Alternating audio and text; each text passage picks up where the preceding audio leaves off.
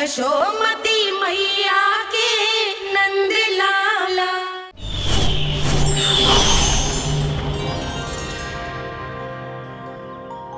श्री नारायण के वाहन पक्षीराज गरुड़, मैं संपूर्ण सर्प जाति की ओर से आपसे एक निवेदन करने आया हूँ।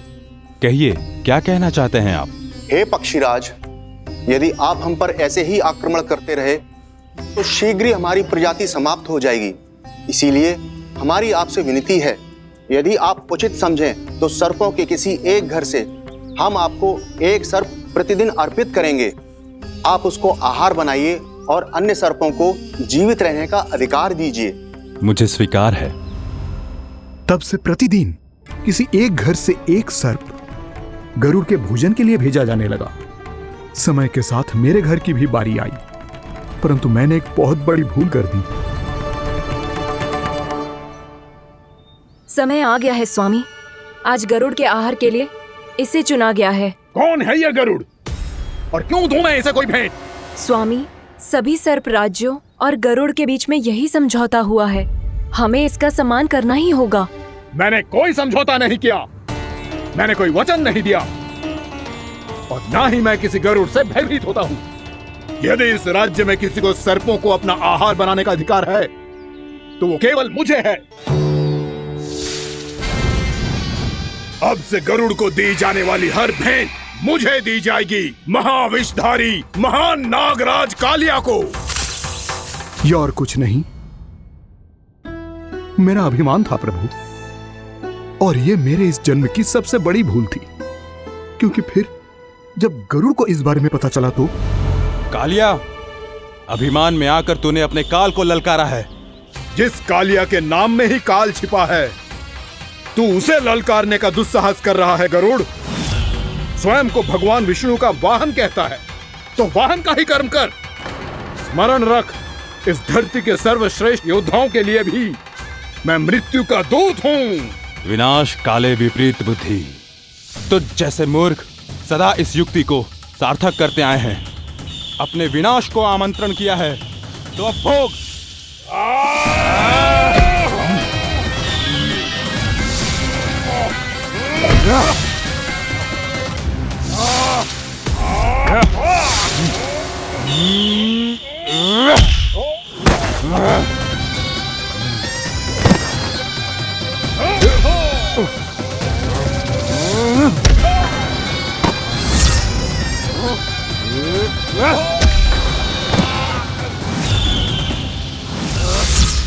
जिसने मेरा भोजन चुराने की धृष्टता की है वो इसी योग्य है।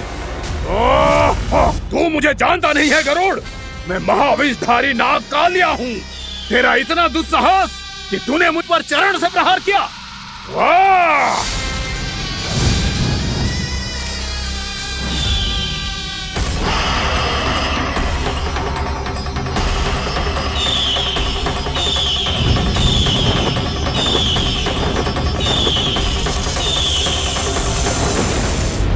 मैं अपने अभिमान में भूल गया था कि गरुड़ मुझसे कहीं अधिक शक्तिशाली है।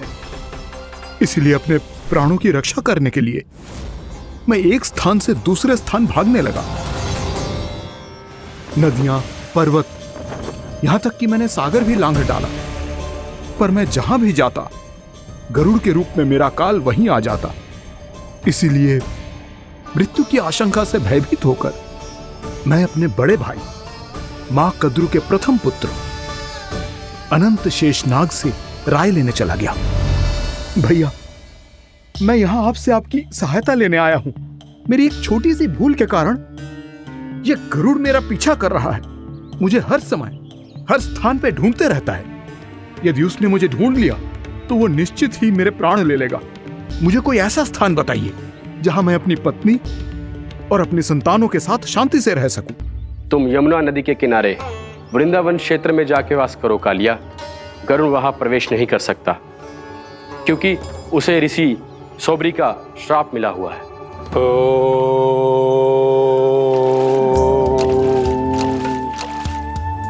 ध्यान और तपस्या का नित्य कर्म करते हुए ऋषि के मन में मछलियों के प्रति प्रेम भाव इतना बढ़ गया कि वो भूल गए सभी जीव खाद्य श्रृंखला का भाग होते हैं और मछलियां भी इस नियम की अपवाद नहीं है। उन्हें मछलियों की अटखेली इतनी अच्छी लगने लगी कि वो इस क्षेत्र के मछुआरों को भी मछली पकड़ने की अनुमति नहीं देते थे।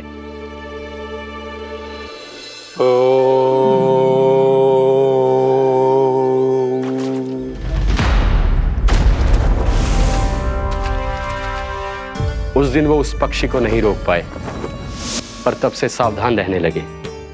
यहां तक कि अपने साधना से भी अधिक ध्यान वो पक्षियों पर केंद्रित करने लगे। ठहरो! इसी क्षण अपनी चोंच में पकड़ी इस मछली को छोड़ दो।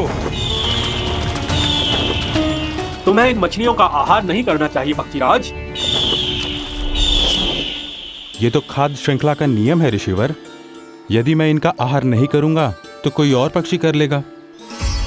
मैं अपने आनंद या प्रतिशोध के लिए इनके प्राण नहीं ले रहा। ये तो बस मेरा भोजन है। पर यह मेरा तपस्या स्थल है। तुम यहाँ शिकार करके मेरी साधना में विघ्न नहीं डाल सकते पक्षीराज। यदि आपकी यही इच्छा है तो मैं आज के बाद यहाँ नहीं आऊंगा।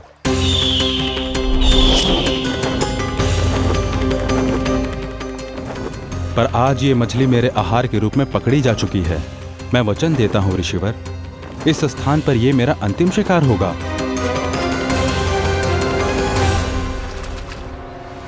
आज के बाद यदि तुमने वृंदावन की निकट उड़ान भी भरी तो तुम सैकड़ों टुकड़ों में फटकर मारे जाओगे पक्षीराज। ये मेरा श्राप है।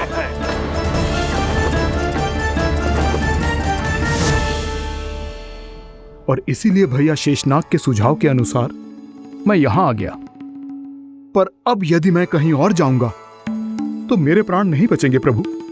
निश्चिंत रहो कालिया, अब से गरुड़ तुम्हें कोई हानि नहीं पहुंचाएगा। अब तुम्हारे फनों पर मेरी पक्षिंग बन गए कालिया, इसीलिए अब से तुम्हें गरुड़ से कोई भय नहीं होगा। निश्चिंत होकर अपने परिवार के साथ गहरे समुद्र में चले जाओ और सुख से शांति से निवास करो। पर ध्यान रहे निर्दोष जीवों को हानि ना पहुंचे। आपने मुझे जीवन दान दे दिया प्रभु, इस उपकार से मैं कृतज्ञ हूँ प्रभु। आदेश दीजिए, मैं आपकी सेवा कैसे करूं? तुम्हारे जल क्षेत्र से 1 कोटि कमल पुष्पों को लेने की अनुमति दे दो कालिया। यह मेरी सेवा होगी।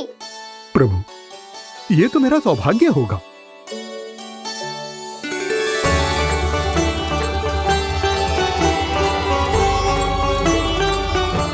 एक कोटि के स्थान पर हम 3 कोटि कमल पुष्प ले आए प्रभु। मैं तुम्हारी सेवा भाव से प्रसन्न हुआ कालिया।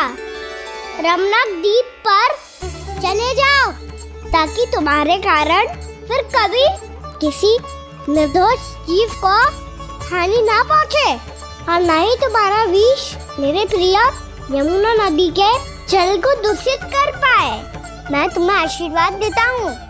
आज यहाँ मेरे द्वारा तुम्हें दिए गए इस आदेश का स्मरण जो भी भक्त करेगा और प्रातः काल और संध्या काल में इसका उच्चारण करेगा, उसे फिर कभी किसी संकट से कोई भय नहीं होगा। ये स्थान अब से कालिया कुंड के नाम से जाना जाएगा।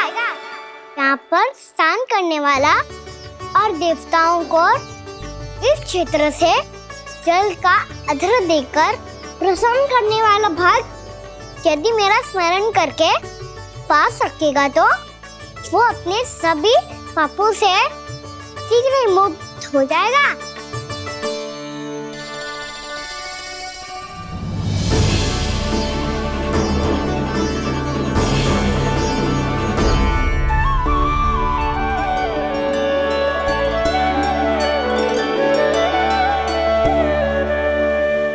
कौन है जी भगवान जिसने अभी अभी कालिया जैसे विशाल विस्तर का सामना किया? क्या एक साधारण बालक जो शीत की अधिकता से ठिठुर रहा है? क्या करूं? मैं लल्ला को ममता के आंचल में छुपा लूं या भक्त बनकर प्रभु की लीला देखती रहूं? क्या करूं मैं? कितना ठंडा था जल, बहुत सर्दी लग रही है। सर्दी से तड़पते हुए कैसे देखूं इसे? अभी जाके अपने पल्लू से सुखाती हूँ। हृदय से लगा के स्नेह की आंच दूंगी तो सर्दी पल भर में छूमंतर हो जाएगी।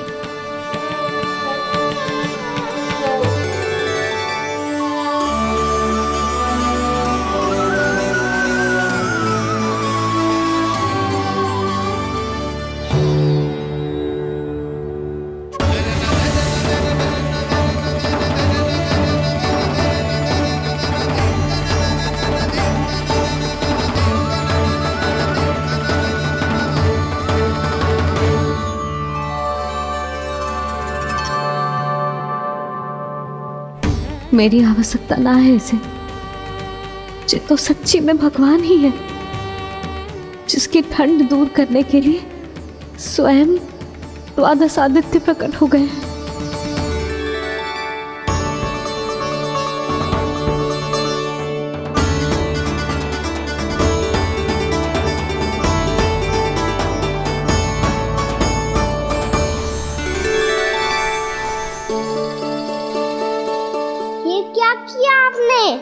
मैया मुझे अपने हृदय से लगाने वाली थी कि आप सब प्रकट हो गए। क्षमा कीजिए प्रभु, पर आपको भीगा हुआ देखकर, ठंड से ठिठुरता हुआ देखकर हमसे रहा नहीं गया। हम अपने वश में नहीं थे प्रभु। भक्ति से भावुक होकर हम प्रकट होने पर विवश हो गए थे। हमारी किरणें जैसे स्वयं ही फूट पड़ी और दौड़ पड़ी आपको सुखाने के लिए। मैं आपका प्रेम, आपकी भक्ति समझता हूं आदित्यगण, और इसीलिए इस समय मैं जहां खड़ा हूं, इस स्थान को द्वादश आदित्य टीला के नाम से जाना जाएगा। द्वादश आदित्य टीला के नाम से जाना जाएगा। हम धन्य हो गए प्रभु। पर कहाँ जा रहा है? जो गड़बड़ किया है उसे सुधारिए तो सही। प्रभु आज्ञा दीजिए। अपना दाब इतना अधिक बढ़ा दीजिए कि मुझे स्वेद आने लगे, ताकि मैया मुझे स्वेद में गीला देख के और भूल जाए कि मैं ही भगवान हूँ, और मैया मुझे अपनी गोद में उठा के ले जाए।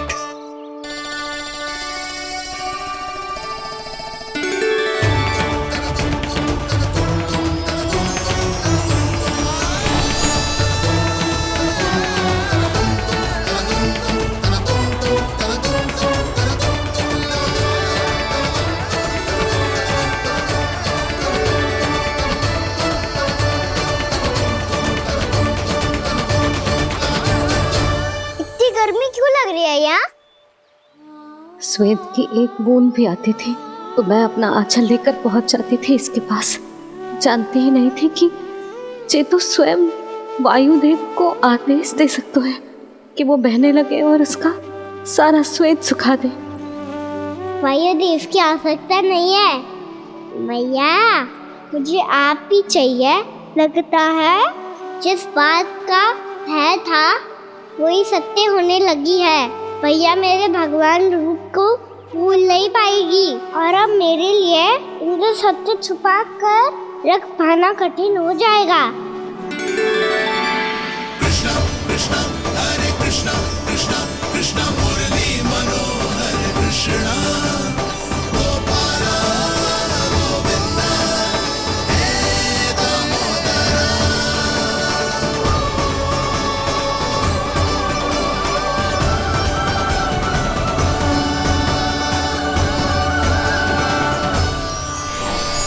प्रभु, आपके श्वेत से बने इस प्रसंगदान सरोवर का प्रणाम स्वीकार कीजिए।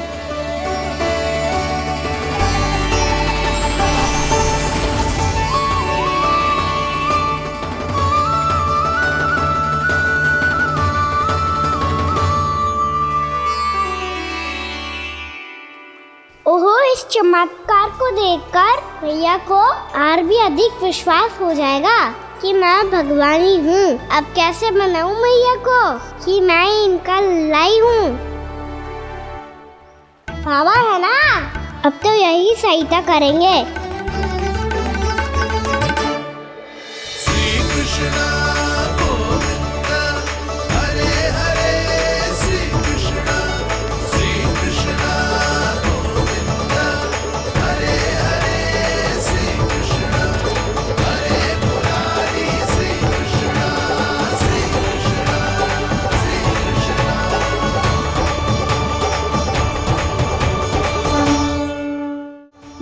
कोटि ना, मैंने तो 3 कोटि कमल पुष्पों का प्रबंध कर दिया है और चिंता करने की आवश्यकता ना है। 1 कोटि कमल के स्थान पर 3 कोटि कमल पुष्प मिल गए हैं। हाँ कान्हा, मैं उचित संदेश के साथ ये सारे पुष्प उस कंस के पास भिजवाता हूँ। महाप्रक्रमी कान्हा की जय, वृंदावन रक्षक कान्हा की जय, महाप्रक्रमी कान्हा की जय। भानु जी नंदराज, बाकी गांव वालों को लेकर ये सारे पुष्प इकट्ठा करो और कंस के दरबार में पहुंचाओ। जी।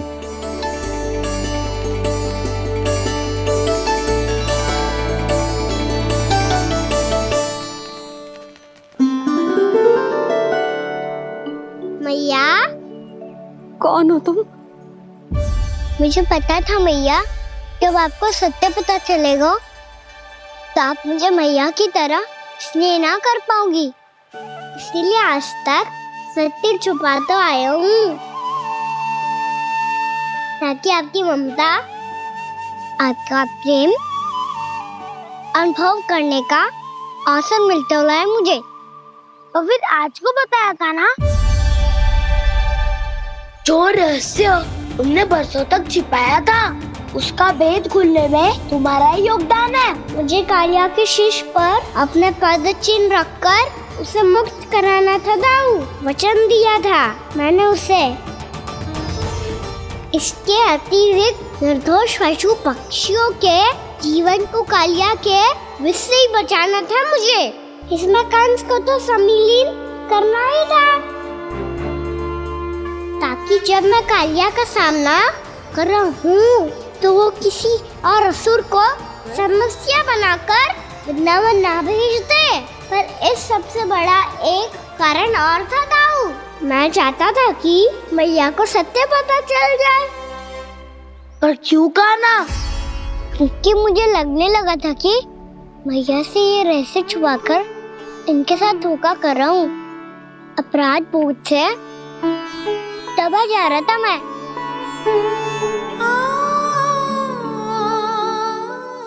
जो सत्य आपको, बाबा को, सभी को पता है, यहाँ तक कि मेरे सखा भी जानते हैं,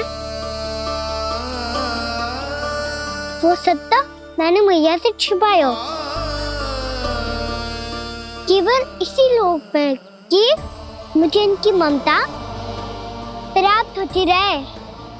पर ऐसा करके मैं अपने से निस्वार्थ प्रेम करने वाली मैया को धोखा दे रहा था। आप ही बताओ दाऊ, जो इस संसार में मुझसे सबसे अधिक भरोसा करता है, उसी के साथ छल कैसे कर सकता हूँ मैं? हाँ, मैं नारायण का अवतार हूँ, पर अपनी मैया का छोटा सा लल्ला भी तो हूँ।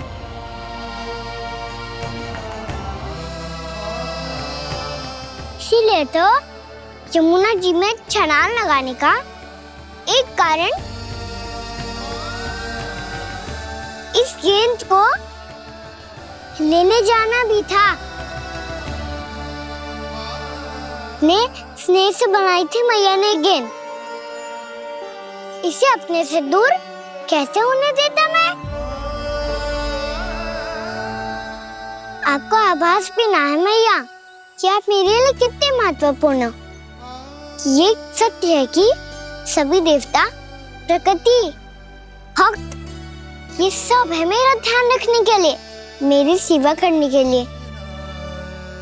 पर क्या इनमें से कोई भी मेरी मैया का स्थान ले सकता है? और आप भी तो यही चाहती थी कि मैं आपका लल्ला बन के आऊं, कि मैं आपका लल्ला बन के आऊं, कि मैं आपका लल्ला बन के आऊं। आज जैसे आपने मुझे अपनी गोद में लिटा रखा है, क्या कुछ ऐसा नहीं हो सकता कि शीघ्र ही मुझे आपको अपनी गोद में खिलाने का अवसर मिल जाए?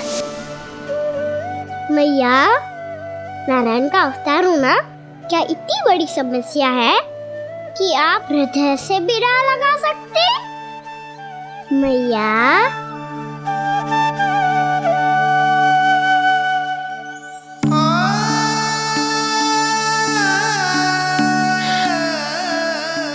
मेरा कान्हा, मेरा लल्ला।